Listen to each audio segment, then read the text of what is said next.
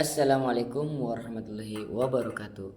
Perkenalkan, nama saya Muhammad Al-Juprial dari Prodi Jurusan Pendidikan Agama Islam, Fakultas Ilmu Tarbiyah dan Keguruan, Universitas Islam Syekh Nurjadi Cirebon.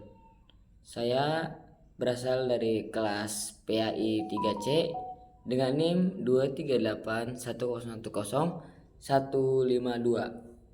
Di sini saya ingin mempresentasikan tugas ujian tengah semester saya dari mata kuliah Kajian Materi Al-Quran dan Hadis.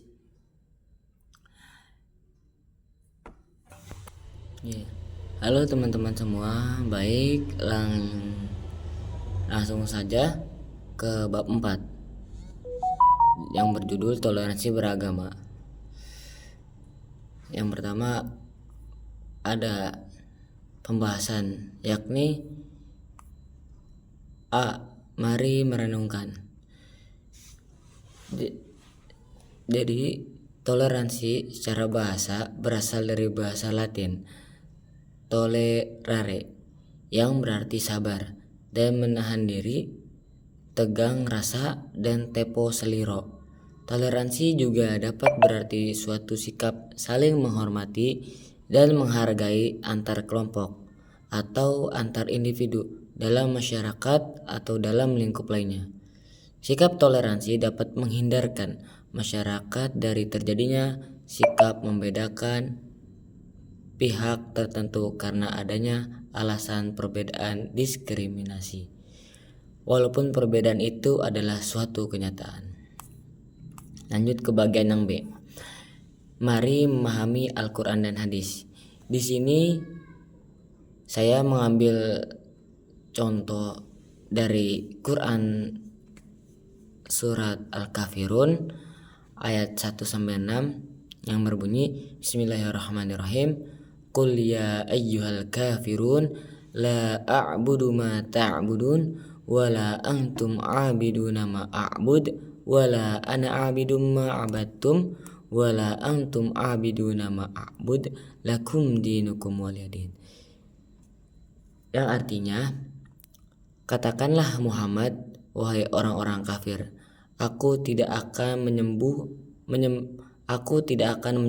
apa yang kamu sembah, dan kamu bukan penyembah apa yang aku sembah, dan aku tidak pernah menjadi penyembah apa yang kamu sembah, dan kamu tidak pernah pula menjadi penyembah apa yang aku sembah. Untukmu agamamu dan untukku agamaku. Quran surat Al-Kafirun ayat 1-6. Jadi penjelasan dari ayat tersebut yakni surat Al-Kafirun diturunkan secara keseluruhan untuk menjawab tawaran dan ajakan dari tokoh-tokoh kafir Quraisy kepada Nabi Muhammad SAW.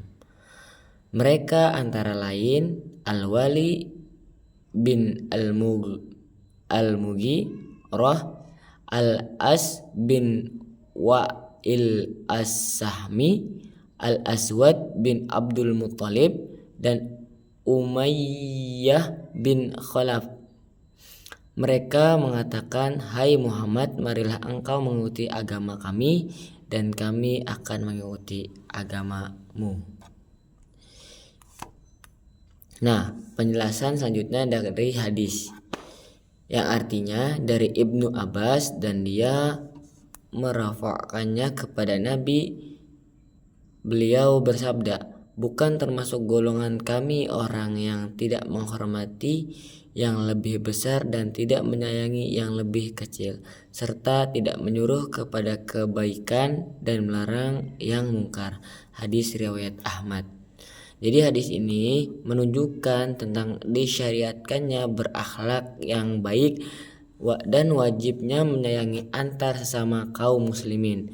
Hadis ini menerangkan tentang adab atau sopan santun dalam Islam ketika kita bergaul dengan anak muda atau orang tua. Masing-masing memiliki hak yang pantas diberikan baginya.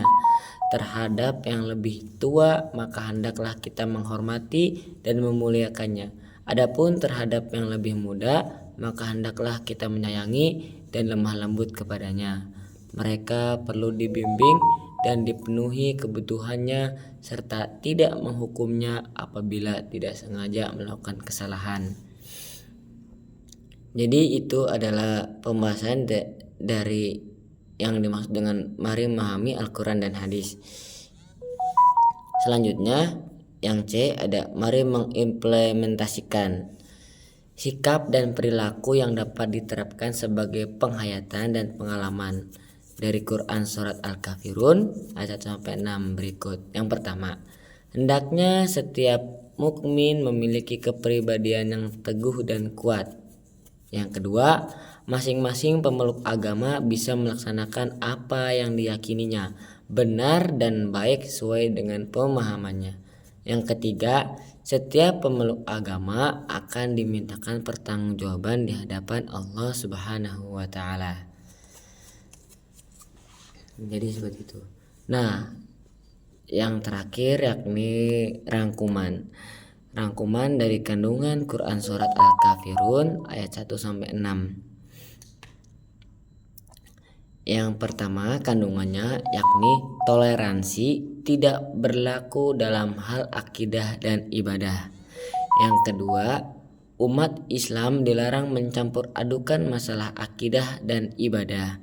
Yang ketiga, tata cara beribadah dalam Islam telah ditentukan oleh Allah dan Rasulullah Shallallahu Alaihi Wasallam. Yang keempat, toleransi hanya dibenarkan dalam bidang sosial kemasyarakatan dan hubungan antar umat manusia atau bisa disebut muamalah. Yang terakhir yakni kebebasan bagi siapapun untuk memeluk agama apapun yang menjadi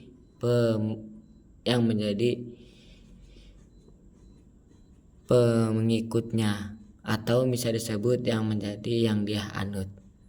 Baik, itu saja yang bisa saya sampaikan. Kurang dan lebihnya saya mohon maaf. Apabila ada kesalahan atau kekurangan, mohon dimaklumi. Wallahul muwaffiq ila aqwamit thoriq. Wassalamualaikum warahmatullahi wabarakatuh.